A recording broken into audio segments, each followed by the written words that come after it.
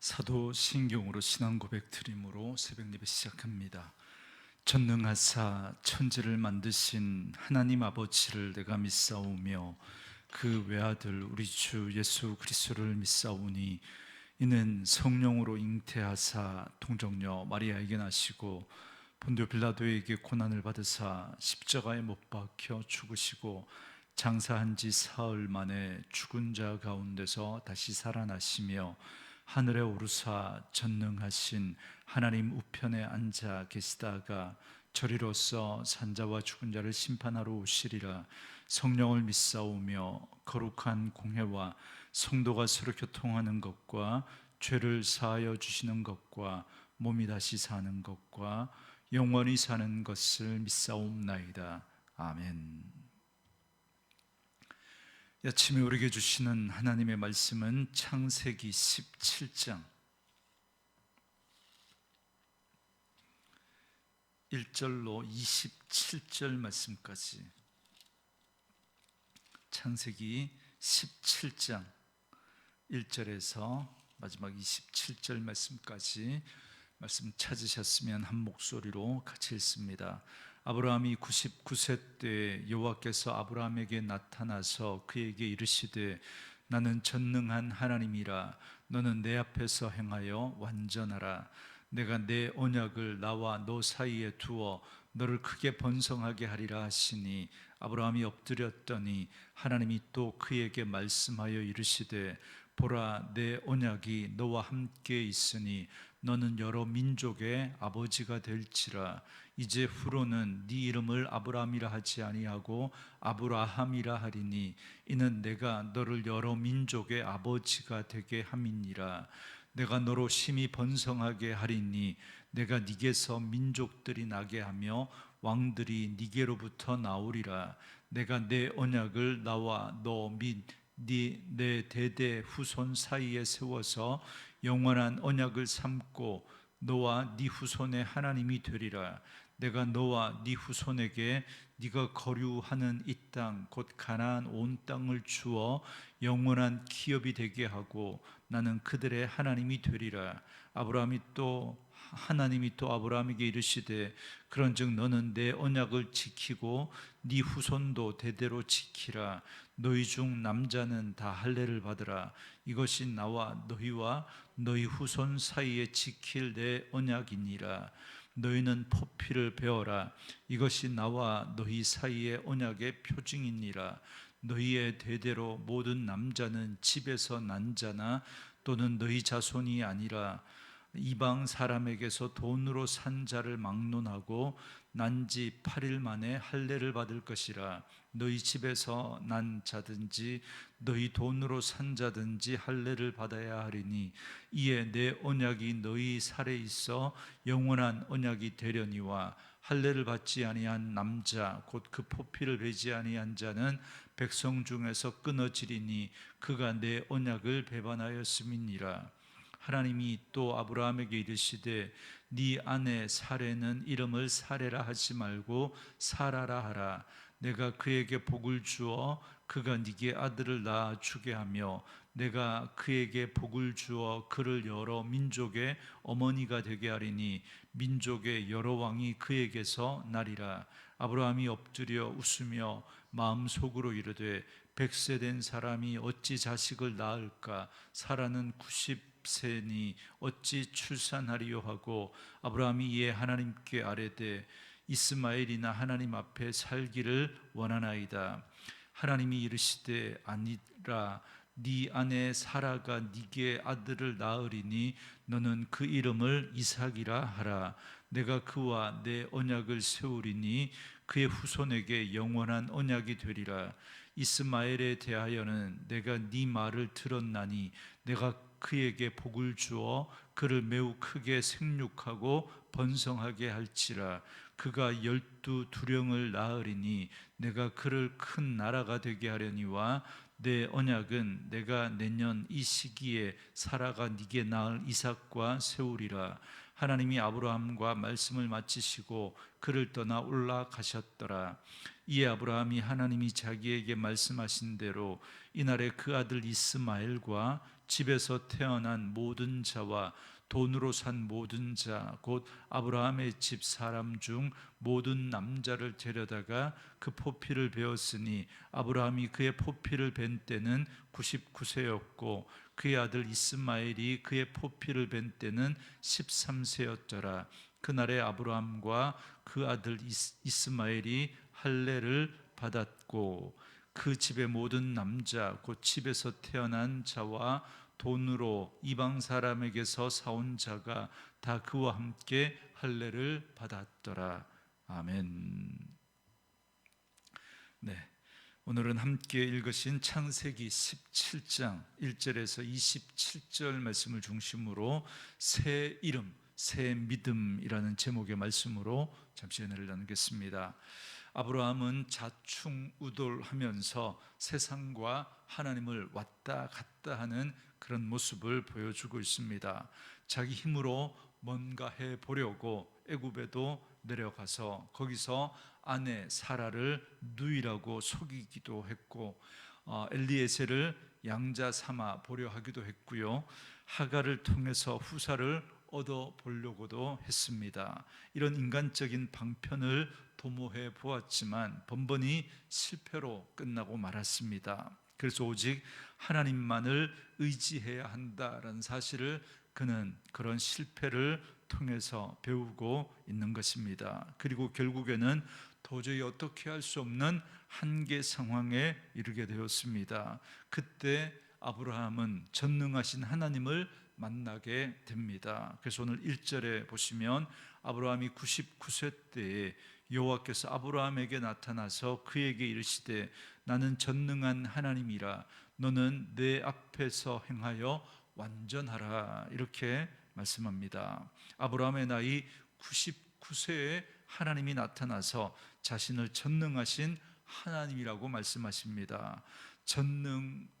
전능자라고 하는 이 말은 모든 것을 다스리시고 통치하시고 지배하시는 하나님이라는 말입니다.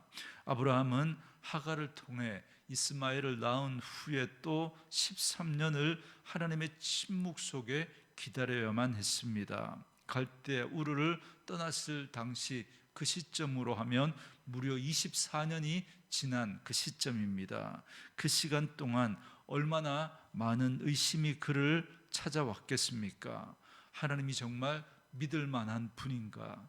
그분이 능력이 있기는 한가? 큰 민족을 이루어 주신다고 약속했는데 정말 아들 하나도 주실 수 없는 것은 아닌가라고 하는 그런 의심이 왜 들지 않았겠습니까?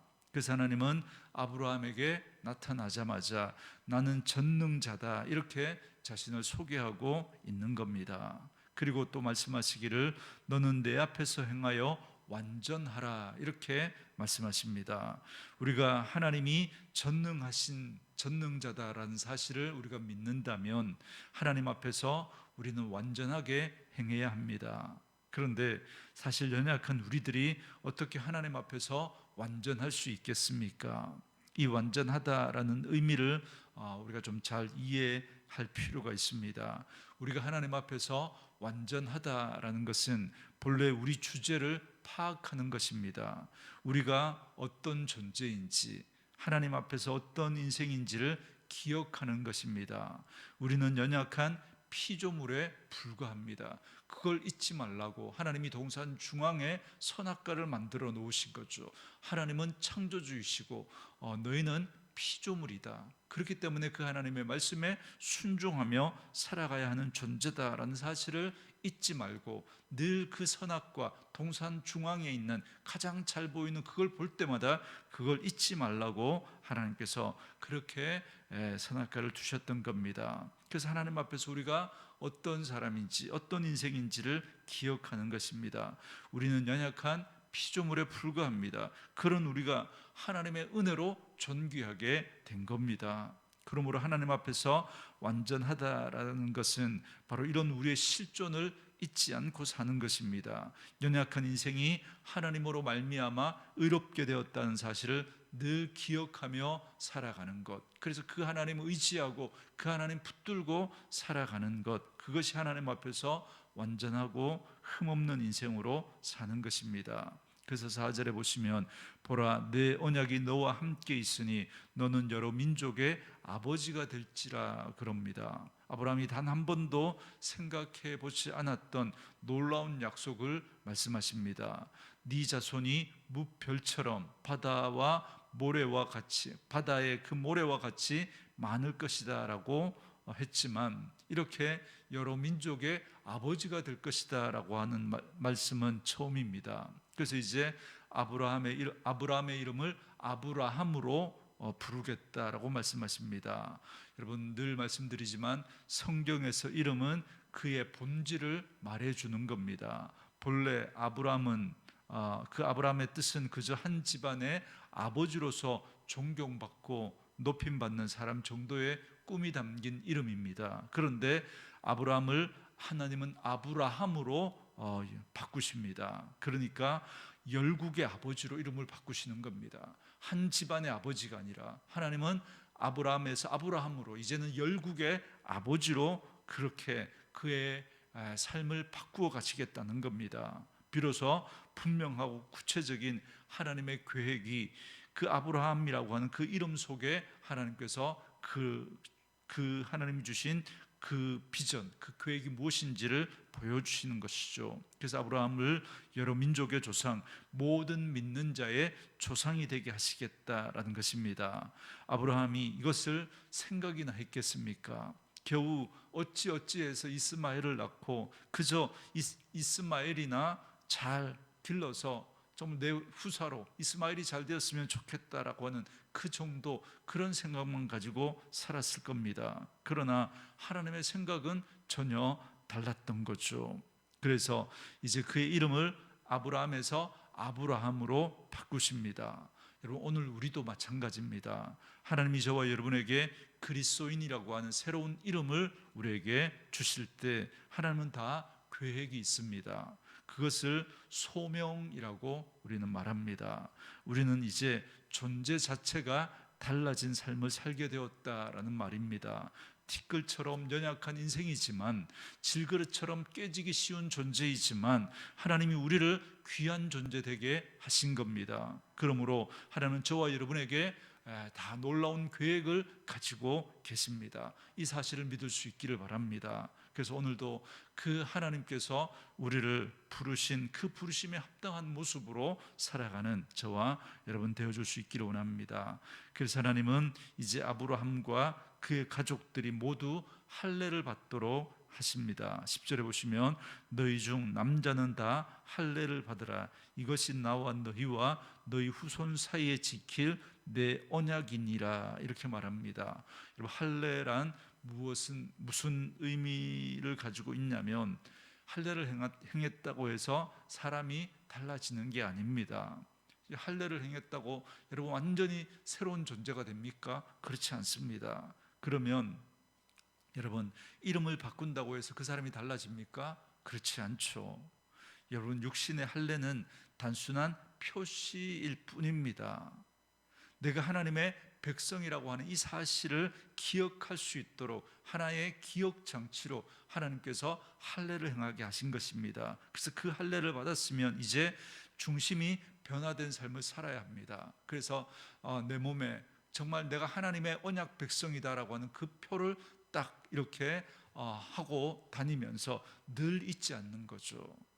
하나님이 나의 하나님이 되시고 나는 그 하나님의 선택받은 백성으로 정말 하나님의 그 이름에 합당한 모습으로 하나님이 나를 언약 백성으로 하나님의 백성으로 삼아주셨으니까 그 하나님의 백성의 이름에 합당한 모습으로 살아야 가야 되겠다라는 걸 잊지 말라고 하나님께서 그 할례를 행하게 하신 겁니다.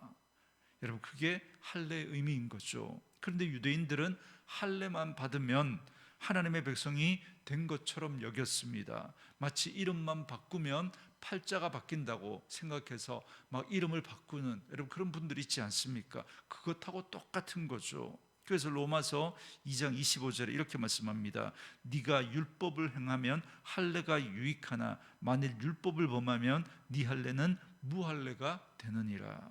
할례를 행했다고 해서 유대인이 아니라는 거예요. 할례를 받고서도 율법을 지키지 않는다면 그 할례가 무슨 소용이 있겠느냐, 이렇게 말씀하고 있는 것입니다. 바로 바울이 유대인의 그런 잘못된 생각을 지적하고 있었던 거죠. 오늘 우리로 적용하면 이런 겁니다. 세례를 받고서도 말씀대로 살지 않으면 그 세례가 무슨 소용이 있느냐라는 겁니다. 그러니까 우리가 신앙생활을 하면서 본질을 지켜내지 않고 그냥 형식만 붙들고 있는 건 아무 의미도 없다는 겁니다. 여러분, 형식이 우리를 바꾸지 않습니다. 그렇게 우리의 마음이 달라지지 않고 중심이 변화되지 않고 백날 첫날 이렇게 예배당 나와서 예배드리고 나름대로 교회 일 한다고 해서 여러분, 그것이 우리를 그렇게 바꾸는 게 아닙니다.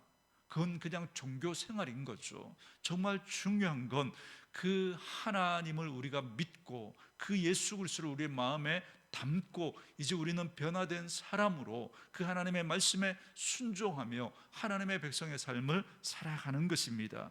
그래야 우리가 하나님 앞에서 믿음 생활하는, 그래서 교회에 사는 그 모든 일이 의미가 있는 겁니다.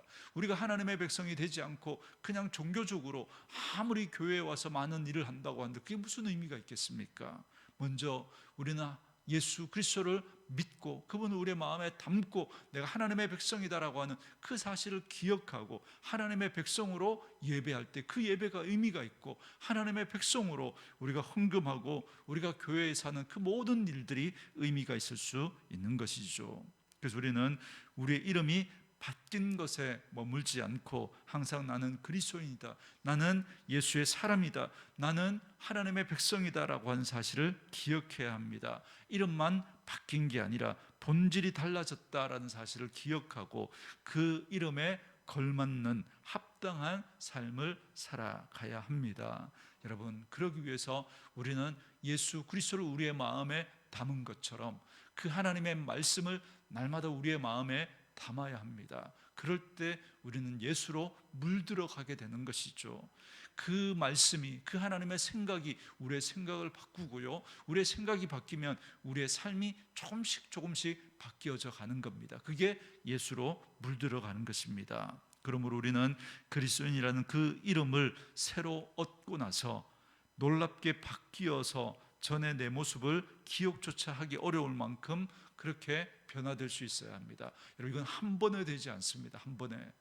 여러분, 예수 믿었다고 해서 하루아침에 여러분 딴 사람 됩니까? 그렇지 않습니다. 여러분, 예수 믿고 나서 그 인생이 완전히 새롭게 되었다라고 여러분 그렇게 막 간증하고 그런 거 조심할 필요 있습니다. 사람은 그렇게 쉽게 바뀌지 않습니다. 정말 우리가 예수 믿고 우리의 신분은 하루아침에 바뀝니다. 이제 우리는 마귀의 종에서 하나님의 자녀로, 그 신분은 하루아침에 바뀝니다. 그러나 여러분, 하나님의 백성으로 이제 우리는 하나님의 백성의 삶을 우리는 이제 훈련하고 하나님의 백성의 삶을 우리는 이제 살아가면서 예수로 물들어가는 것입니다. 조금씩 바뀌어가는 거죠. 아브라함이 아브라함으로 바뀌기까지, 그 이름이 바뀌기까지 24년입니다. 여러분, 우리가 예수의 사람으로 그 이름이 바뀌는 건 하루아침에 바뀝니다. 그런데 아브라함이 아브라함으로 정말 그 이름에 걸맞는 그 삶으로 바뀌기까지는 여러분 많은 시간들이 필요했습니다. 그리고 나서 아브라함이 비로소 백세 얻은 그 아들을 하나님이 번제로 바치라고 했을 때 주저하지 않고 그렇게 순종했던 아브라함의 모습으로 바뀌어가는 과정들을 성경은 우리에게 계속해서 보여주고 있는 것입니다. 우리의 믿음의 삶도 그렇게 변화되어져 갑니다. 교회만 다닌다고 해서 그리스도인이 아니라 날마다 주님을 우리 마음에 담고 그 주님으로 물들어가는 삶, 그래서 내 안에서 내가 죽고 예수 그리스도가 사는 그런 삶을 살아야 합니다. 그러므로 오늘 하나님께서 저와 여러분에게 성도라고 하는, 그리스도인이라고 하는 거룩한 새 이름을 주셨다라는 사실을 기억하고, 이건 우리의 신분이 바뀌었다는 걸 말하는 거죠. 그래서 이제는 그 신분에 걸맞는 삶으로, 그 하나님 앞에 은혜 받은 우리들이 그 이름에 걸맞는 그런 삶으로 변화된 삶을 살아가야 합니다. 그러므로 전능하신 그 하나님을 더욱더 믿고 신뢰하시기 바랍니다. 그 하나님 앞에 완전하게 행하시기 바랍니다. 완전하다는 건 아무런 실수와 흠이 없다는 게 아닙니다.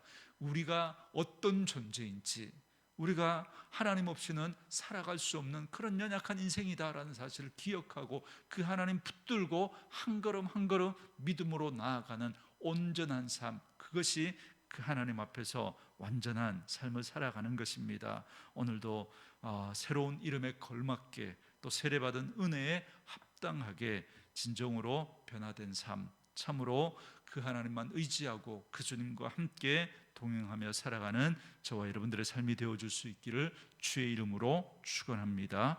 주신 말씀 묵상하시면서 우리 이 찬양 함께 들으시며 기도하는 시간 갖겠습니다.